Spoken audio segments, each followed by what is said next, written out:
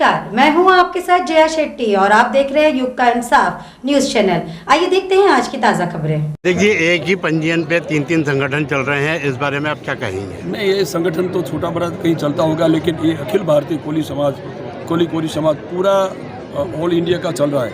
और ये रजिस्ट्रेशन ये हमारा हुआ एक्चुअल जो चल रहा है वो वास्तव में जयंत कश्यप जी निर्वाचित हुए हैं। नहीं, वो फर्जी है। फर्जी इसलिए है कि उन्होंने अभी जो कोर्ट में चल रहा है, जो हमारा ये संगठन का उद्देश्य कोर्ट में थोड़ा सा चल रहा है, और उन्होंने इनके पर जाके इनमें कोई जो वोटर्स थे वो सब फर्जी लोग थे। इनमें कोई एक्चुअल जो इस संगठन के साथ जुड़े हुए आजीवन सदस्य नहीं है, सक्रिय सदस्य भी नहीं है, ऐसे लोगों ने वोटिंग करके उनको फर्जी अध्यक्ष बना दिया। तो क्या तीनों संगठनों को एक करने की पहल आपके द्वारा की जा रही है? एक ही पंजीयन पर तीन संगठन और तीन राष्ट्रीय अध्यक्षों के नेतृत्व में चल रहे अखिल भारतीय कोली समाज के राष्ट्रीय संगठन के कारण जहां कोली समाज का आम समाज बंधु असमंजस की स्थिति में नजर आ रहा है, वहीं राष्ट्रीय अध्यक्ष के रूप में अपने 2 कार्यकाल और कोरोना काल के कारण मिले अतिरिक्त 1 साल का कार्यकाल भी पूरा हो जाने के बाद अपने पद को नहीं छोड़ने वाले राष्ट्रीय अध्यक्ष एवं गुजरात के कैबिनेट मंत्री कुंवर जी भाई बावलिया द्वारा इंदौर में आयोजित सामूहिक विवाह समारोह में मीडिया द्वारा किए गए सवाल कि एक ही पंजीयन पर 3 संगठन संचालित हो रहे हैं के जवाब में सभी को फर्जी बताकर समाज में एक नई बहस शुरू कर दी है। गौरतलब है कि अखिल भारतीय कोली समाज का पंजीयन 1970 के दशक में संस्थापक सदस्य ई राम सिंह, दिगंबर दास पाटनवाल, रामस्वरूप शिलेश आदि के अथक प्रयासों से हुआ, जिसका पंजीयन क्रमांक 5356/1971-72 है। इस संगठन में उज्जैन के पूर्व सांसद सत्यनारायण पनवार, पूर्व राष्ट्रपति रामनाथ कोविंद राष्ट्रीय अध्यक्ष रहे। इसमें महत्वपूर्ण बात यह है कि श्री कोविंद बिहार राज्य के राज्यपाल एवं देश के राष्ट्रपति जैसे सर्वोच्च पद पर पहुंचे। इन दोनों ही नेतृत्वकर्ताओं के कार्यकाल में समाज में कभी राजनीति हावी नहीं हो पाई, लेकिन गुजरात राज्य के भाजपा नेता एवं कैबिनेट मंत्री कुंवर जी भाई बावलिया के राष्ट्रीय अध्यक्ष बनते ही समाज राजनीति की भेंट चढ़ गया। आज स्थिति यह है कि इस गैर राजनीतिक सामाजिक संगठन में भाजपा का भगवा रंग चढ़ गया है। खैर, यहाँ तक तो सब ठीक है, लेकिन कैबिनेट मंत्री के रूप में समाज के संगठन को समय नहीं देने और समाज की बैठकों से दूरी बनाने के बाद भी श्री बावलिया का पद मोह नहीं छूट पा रहा है और वे बैठकों में बुलाने पर भी उपस्थिति नहीं हो पा रहे थे। ऐसे में संगठन के अन्य राष्ट्रीय पदाधिकारी एवं सदस्यों ने 14 मई 2022 को राजस्थान के अजमेर में राष्ट्रीय कार्यकारिणी की बैठक आयोजित कर गुजरात के ही अजीत भाई पटेल को राष्ट्रीय अध्यक्ष चुन लिया। श्री पटेल ने 10 नवंबर को दिल्ली स्थित कोली समाज भवन में अखिल भारतीय कोली समाज के चुनाव कराए, जिसमें हिमाचल प्रदेश के सांसद वीरेंद्र कश्यप एवं हरियाणा के नानक चंद के बीच मतदान कराया गया, जिसमें श्री कश्यप को 37 एवं नानक चंद को केवल 8 मत प्राप्त हुए और श्री कश्यप राष्ट्रीय अध्यक्ष चुने गए। इसी बीच तीसरे संगठन के रूप में राष्ट्रीय प्रवक्ता ग्वालियर के एमएल महावर ने स्वयं को राष्ट्रीय अध्यक्ष घोषित कर देश भर में नियुक्तियां करना शुरू कर दिया। आपको बता दें कि श्री कश्यप के राष्ट्रीय अध्यक्ष चुने जाने के बाद उन्होंने भारतीय संविधान के जनक बाबा साहब डॉक्टर भीमराव अंबेडकर की जन्मभूमि पर मत्था टेकने का संकल्प लिया और अपना पहला कार्यक्रम अखिल भारतीय वीरांगना झलकारी महासंघ द्वारा 1 दिसंबर 2024 को आयोजित झलकारी अलंकरण समारोह एवं नाट्य मंचन के कार्यक्रम में आने की स्वीकृति राष्ट्रीय अध्यक्ष प्रकाश महावर कोली को दी। इसमें गौर करने वाली बात यह है कि बावलिया ग्रुप के मध्य प्रदेश कोली समाज ने झलकारी जयंती महोत्सव का पूरी तरह से बहिष्कार तक किया। इसके बाद झलकारी जयंती के कार्यक्रम की सफलता के बाद अपने आप को स्थापित करने के लिए श्री बावलिया ग्रुप के मध्य प्रदेश कोली समाज ने सामूहिक विवाह सम्मेलन आयोजित करने का निर्णय लिया तथा 2 फरवरी 2025 को इंदौर के नंदी ग्राम परिसर में 8 जोड़ों का निशुल्क सामूहिक विवाह सम्मेलन में मुख्य अतिथि के तौर पर राष्ट्रीय अध्यक्ष कुंवर जी भाई बावलिया को आमंत्रित किया।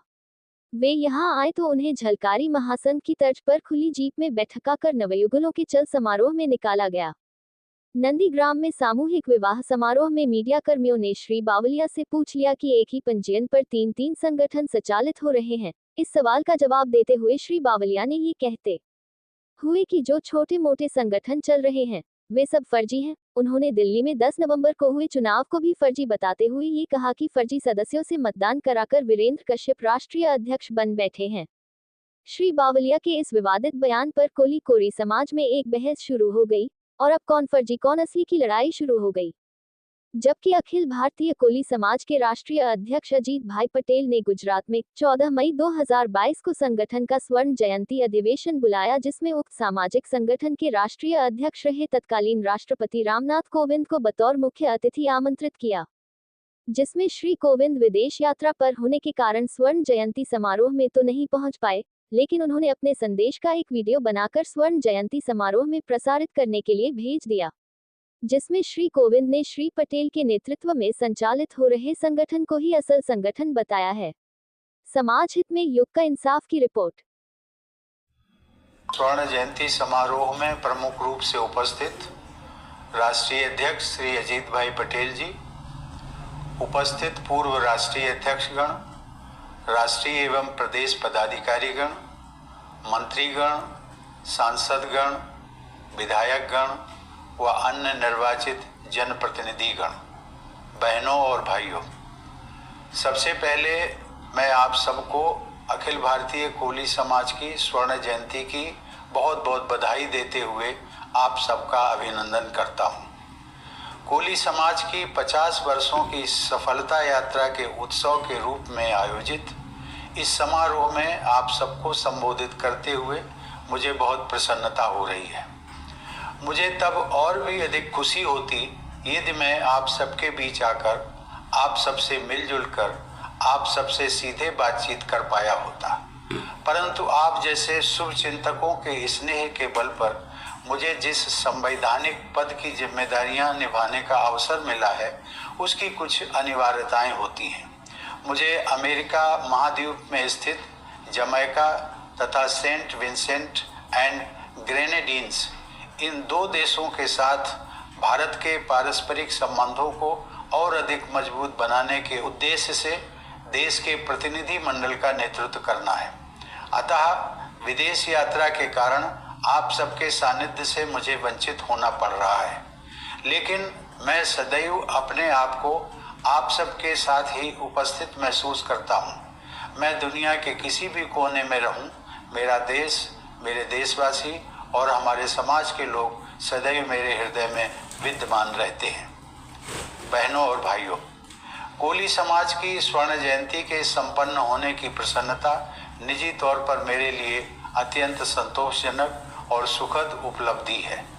मुझे आज भी सन 1971 का वह दौर याद है जब हम में से कुछ लोगों ने इस संस्था को औपचारिक स्वरूप प्रदान करने हेतु दिल्ली में रजिस्ट्रेशन आदि कार्य संपन्न किए थे। उसके बाद संस्था के संगठन को स्वरूप प्रदान करने तथा कामकाज के तरीके को व्यवस्थित रूप देने में हम सब पूरी निष्ठा से लगे रहे। वह छोटी सी शुरुआत आज व्यवस्थित रूप से अखिल भारतीय कोली समाज के रूप में विकसित है और आगे बढ़ रही है। तब से लेकर आज तक 50 वर्षों के इस दौर में हमारे समाज ने अनेक उतार चढ़ाव देखे हैं, अनेक बदलाव देखे हैं। किसी भी समाज को बनाने और बढ़ाने में बहुत परिश्रम और निष्ठा की आवश्यकता होती है। साथ ही किसी भी समाज की यात्रा को सही दिशा में निरंतर आगे बढ़ाते रहने के लिए भी परिश्रम के साथ साथ धीरज और सौहार्द बनाए रखना जरूरी होता है। इन सब के अभाव के कारण बहुत कम संस्थाएं ही 50 वर्षों की यात्रा सफलतापूर्वक संपन्न कर पाती हैं। अतः यह हम सभी के लिए गौरव का विषय है कि एक साथ आगे बढ़ते हुए आज हम सब अखिल भारतीय कोली समाज की स्वर्ण जयंती मना रहे हैं। इससे भी बढ़कर संतोष इस बात का है कि समाज के सदस्यों ने समाज की प्रगति के साथ साथ देश की प्रगति में भी अपना बहुमूल्य योगदान दिया है। कोली समाज के अनेक सदस्यों ने विभिन्न क्षेत्रों में अपनी विशिष्ट पहचान बनाई है। उन्होंने सफलता के नए प्रतिमान स्थापित किए हैं। मुझे इस बात का विशेष संतोष है कि हमारे समाज के लोगों ने चुनौतियों या अभाव को अपनी प्रगति के मार्ग में रुकावट नहीं बनने दिया और बल्कि उनके बीच से अपना रास्ता ढूंढ निकाला है। हमारी पिछली पीढ़ियों के दूरदर्शी लोगों ने समाज को दिशा देने के लिए छोटे छोटे कदम उठाए। बाद की पीढ़ियां कुछ और आगे बढ़ी। मुझे पूरा विश्वास है कि आज की युवा पीढ़ी और आने वाली पीढ़ियां कोली समाज की अस्मिता व गरिमा को और अधिक ऊंचे स्तर पर ले जाएंगी। मुझे यह भी विश्वास है कि हमारा समाज आधुनिकता, संवेदनशीलता, मानवता की सेवा तथा देश प्रेम के उदाहरण प्रस्तुत करता रहेगा। बहनों और भाइयों, इस अवसर पर राष्ट्र निर्माण में कोली समाज के ऐतिहासिक योगदान को स्मरण करना भी प्रासंगिक है। यह पूरे समाज के लिए गर्व की बात है कि छत्रपति शिवाजी महाराज और रानी लक्ष्मीबाई की सेना में शामिल होकर अपनी वीरता का परिचय देने से लेकर बाद में अंग्रेजों और पुर्तगालियों के अत्याचार का विरोध करने तक समाज के अनेक लोगों ने भारत का मस्तक ऊंचा किया है। वीर तानाजी मालसुरे और वीरांगना झलकारी बाई की गाथाओं से पूरा देश परिचित है, जिन्होंने भारतीय इतिहास के गौरवशाली अध्याय लिखे हैं। पराधीनता के दौर में कोली समाज की देशभक्ति से विचलित होने वाली शक्तियों ने समाज के विषय में दुष्प्रचार किए तथा इतिहास को तोड़ा मरोड़ा, परंतु धीरे धीरे सभी देशवासियों में कोली समाज के शौर्य, पराक्रम, त्याग और सज्जनता के प्रति जानकारी और सम्मान में वृद्धि होती रही है। यह बदलाव कोली समाज के प्रत्येक जिम्मेदार व्यक्ति के प्रयासों के कारण ही संभव हो सका है। बहनों और भाइयों, आज के दिन हम समाज के उन श्रद्धेय सदस्यों की स्मृति में विशेष रूप से नमन करते हैं जो आज हम सबके बीच में नहीं हैं। गुजरात के सीके पीठेवाला, मेघजी भाई मकवाना, पुरुषोत्तम भाई, पूर्व सांसद सीडी पटेल, केशव भाई पटेल, सुनीता बहन, राजस्थान के बी प्रसाद, राहुल सुमन छाबड़ा, नाथू सिंह तंवर, मध्य प्रदेश के पूर्व सांसद हुकमचंद कछवाए, बाबूलाल पवार, महाराष्ट्र के शंकर राव एवं सुलोचना ठाणेकर, कांति किशन कोली, आंध्र प्रदेश के एम माणिक राव, एन लक्ष्मी नारायण, रामचंद्र शैले, कर्नाटक के बी चौधरी, विठल हेरूर, हिमाचल प्रदेश के पूर्व सांसद कृष्णदत्त सुल्तानपुरी, पूर्व सांसद प्रताप सिंह, नंदलाल कौशल, दिल्ली के महीपाल आर्या, राम सिंह कोहली, बाबू बुद्ध प्रकाश, हेमराज आर्या और भीमसेन माहौर के त्याग और बलिदान के प्रति कोली समाज सदैव ऋणी रहेगा। यहाँ पर मैंने कुछ लोगों के नामों का ही उल्लेख किया है, जबकि हमारे दिवंगत समाज प्रमुखों की संख्या हजारों में रही है। वे सभी दिवंगत विभूतियाँ कोली समाज के प्रत्येक व्यक्ति के लिए प्रेरणा का स्रोत बनी रहेंगी। अंत में समाज के उन सभी पूर्वजों की विरासत को आगे बढ़ाने का निश्चय करते हुए आज कोली समाज के प्रत्येक सदस्य को यह संकल्प लेना चाहिए कि हम सब अपने सेवा भाव से युक्त आचरण और योगदान से समाज की प्रतिष्ठा तो बढ़ाएंगे ही, साथ ही राष्ट्र निर्माण में भी अपना सतत योगदान देते रहेंगे। धन्यवाद। जय हिंद। उनकी पूरी टीम और अखिल भारतीय कोली समाज के जो वही राष्ट्रीय संगठन के माध्यम से हो रहा है, हम उनको अभिनंदन करते हैं। साथ खास करके जो 8 दूल्हा दुल्हन ने यहाँ इस समूह शादी में शामिल हुए, उनके परिवार को भी मैं अभिनंदन करता हूँ और उनके यहाँ के प्रदेश के सभी हमारे कोली समाज के प्रमुख लोगों का भी मैं अभिनंदन करता हूँ। जिन्होंने सहयोग दिया है उन सभी लोगों को भी मैं अभिनंदन करता हूँ। खास करके इस समूह शादी के माध्यम से पूरे मध्य प्रदेश में कोली समाज का संगठन किस तरह मजबूत हो और सब एकजुट हो गए पूरे मध्य प्रदेश में शिक्षा का, विद्यार्थियों का, या तो कोई भी राज्य सरकार और भारत सरकार जो कोई भी स्कीम है, ये स्कीम भी इस संगठन के माध्यम से ज़रूरियातमंद लोगों तक पहुँचे, ये हमारा खास उद्देश्य है। आज पूरे मध्य प्रदेश से सभी जिलों में से प्रमुख लोग यहाँ आए, उन सबके माध्यम से अपने अपने डिस्ट्रिक्ट में पूरा संदेश जाएगा कि मध्य प्रदेश के कोली समाज सब अखिल भारतीय कोली समाज एक है, संगठित है और अगले दिनों में भी कोई नया प्रोग्राम पूरे प्रदेश की ओर से अखिल भारतीय कोली समाज की ओर से होगा।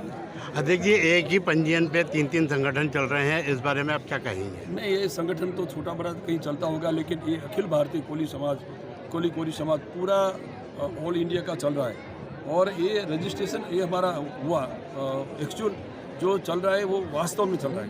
कई छोटे बड़े चल रहे हैं, उनको भी हमने जोड़ने का प्रयास किया है। ये सब लोगों को भी साथ लेके पूरा मध्य प्रदेश में कोली समाज का अखिल भारतीय कोली दिल्ली में जो सम्मेलन हुआ उसमें वीरेंद्र कश्यप जी निर्वाचित हुए हैं। नहीं, वो फर्जी है। फर्जी इसलिए है कि उन्होंने अभी जो कोर्ट में चल रहा है, जो हमारा ये संगठन का मुद्दे से कोर्ट में थोड़ा सा चल रहा है, और उन्होंने इनके पर जाके इनमें कोई जो वोटर्स थे वो सब फर्जी लोग थे। इनमें कोई एक्चुअल जो इस संगठन के साथ जुड़े हुए आजीवन सदस्य नहीं है, सक्रिय सदस्य भी नहीं है, ऐसे लोगों ने वोटिंग करके उनको फर्जी अध्यक्ष बना दिया। तो क्या तीनों संगठनों को एक करने की पहल आपके द्वारा की जाती है?